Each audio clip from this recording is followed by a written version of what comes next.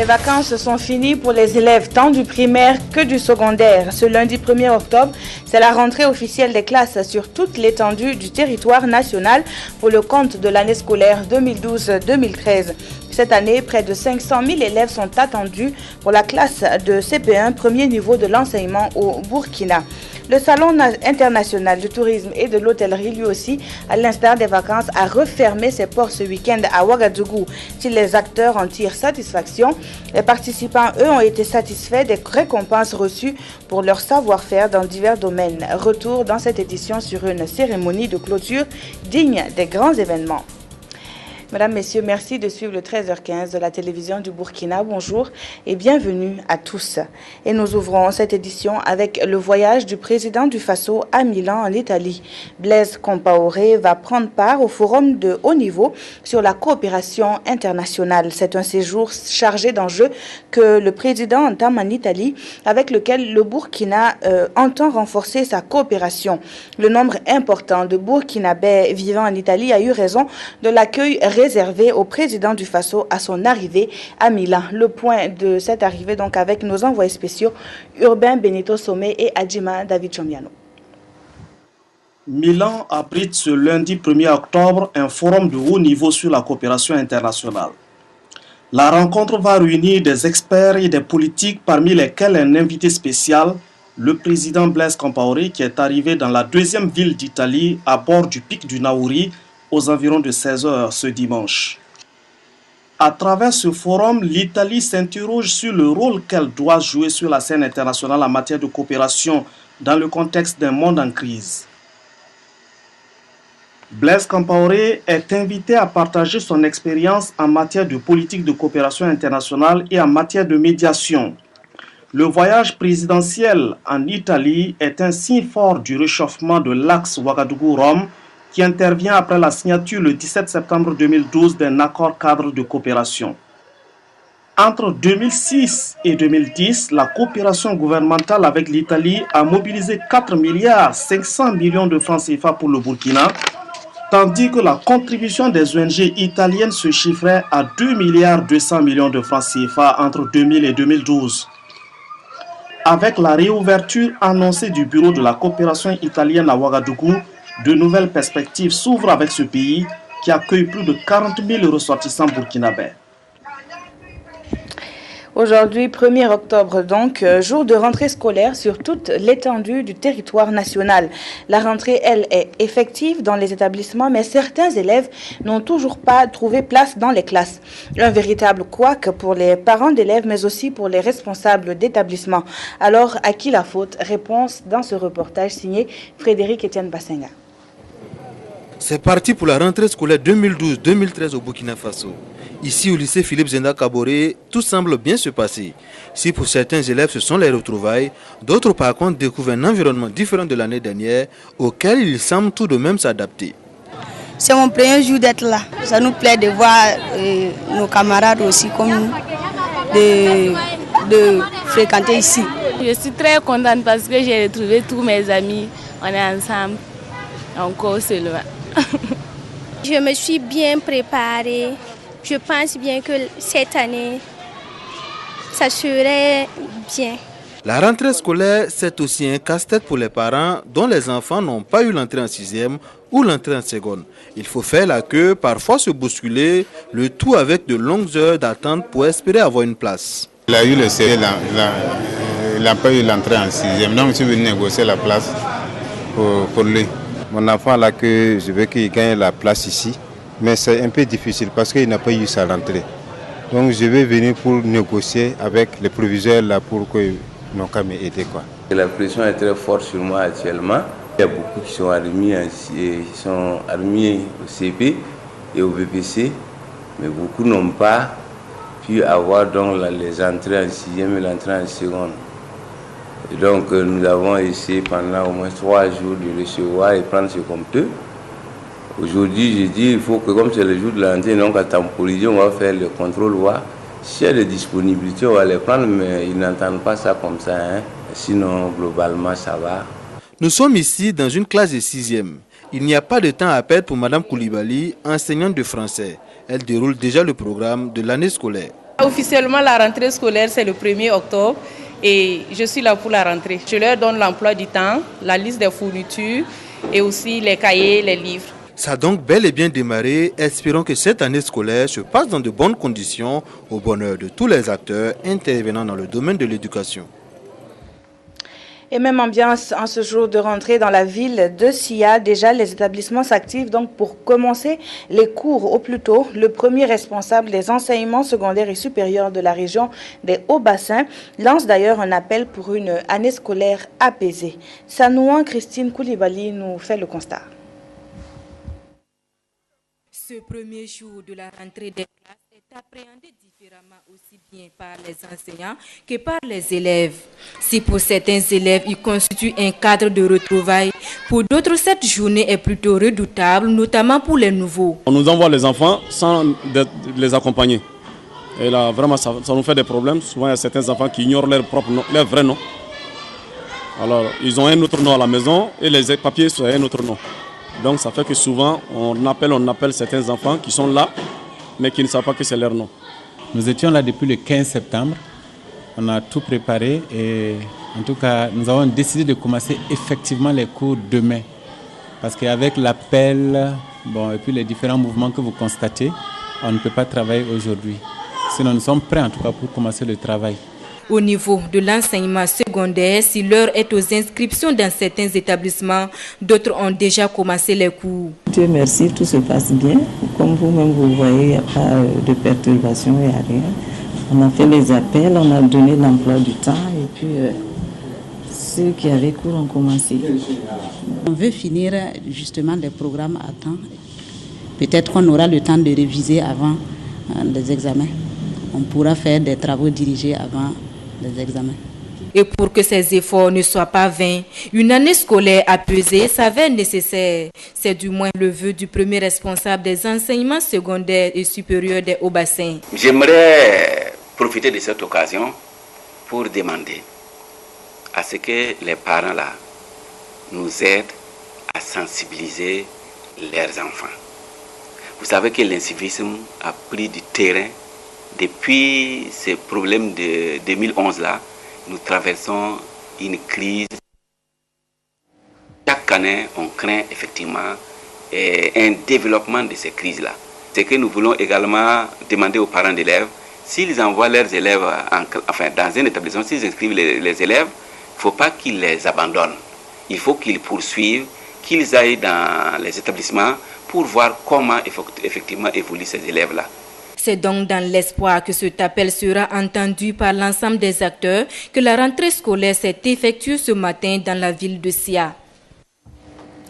Et bien avant cette rentrée scolaire, les personnels du département de l'administration et de la gestion du ministère de l'Éducation nationale et de l'alphabétisation ont mené une réflexion sur le management dans les structures du MENA.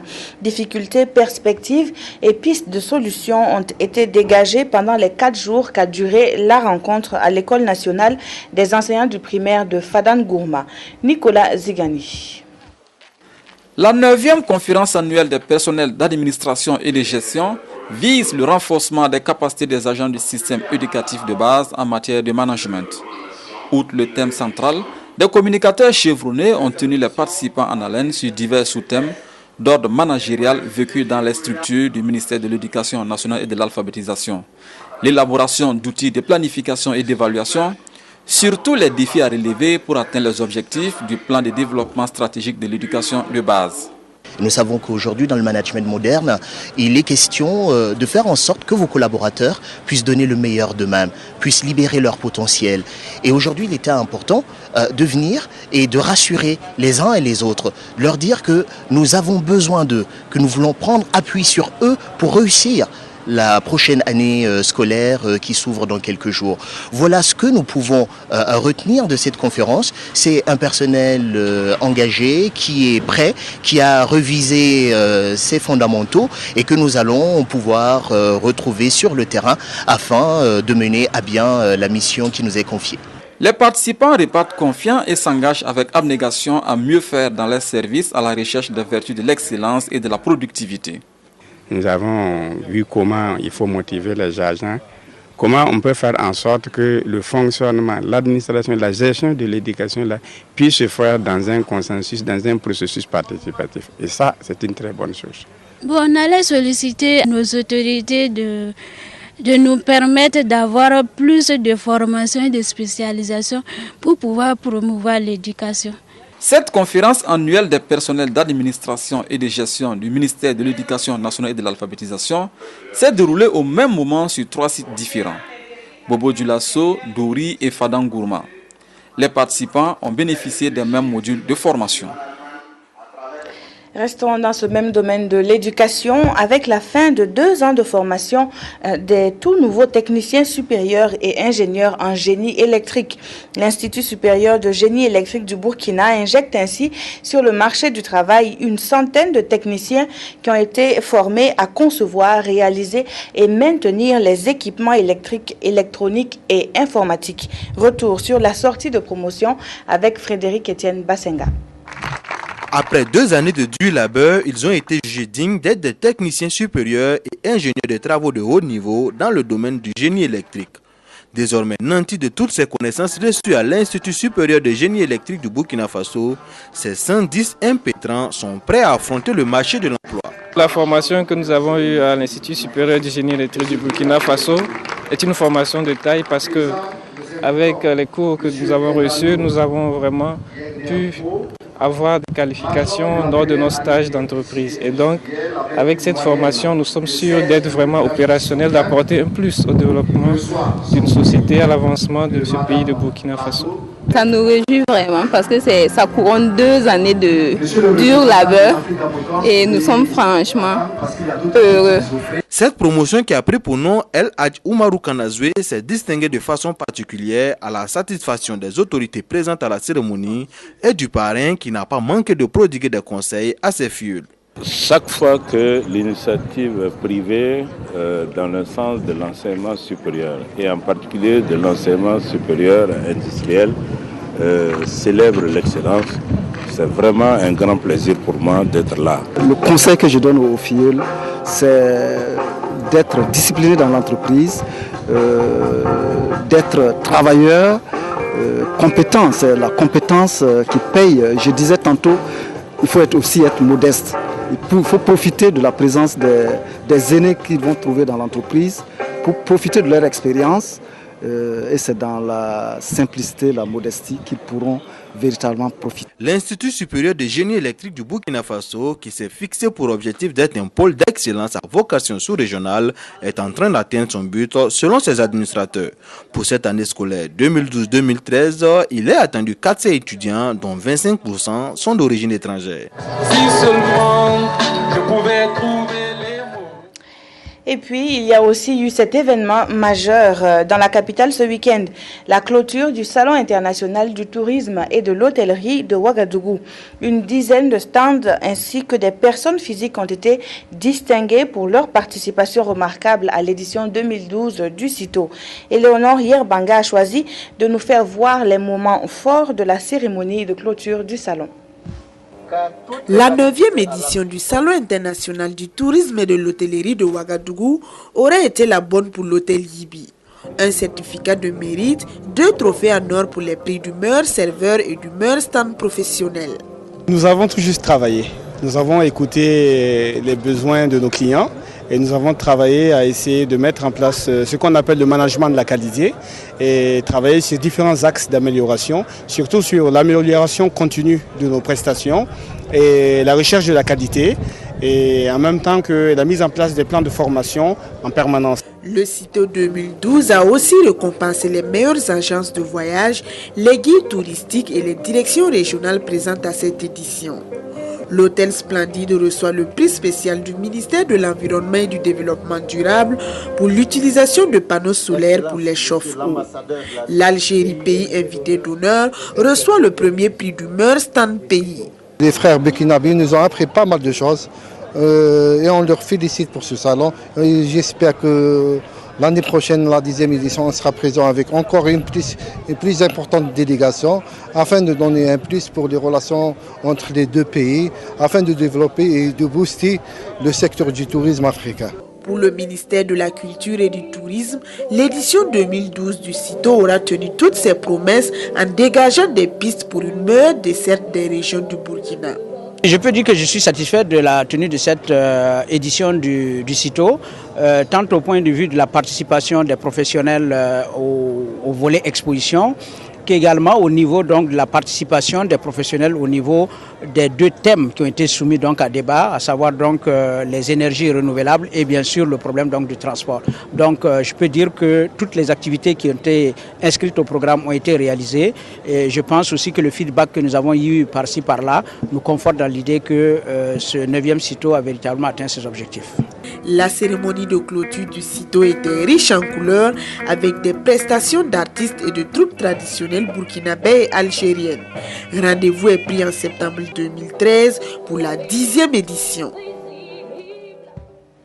Et le CITO justement qui a porté cette année, nous l'entendions tantôt, la réflexion sur une meilleure desserte des zones touristiques nous sert de transition pour parler de la construction du pont du fleuve Nazinon sur l'axe Ouagadougou-Po. Sans cette infrastructure, il serait en effet difficile d'accéder à d'importants sites touristiques mais aussi à certains pays limitrophes. C'est pourquoi la construction d'une déviation est en cours.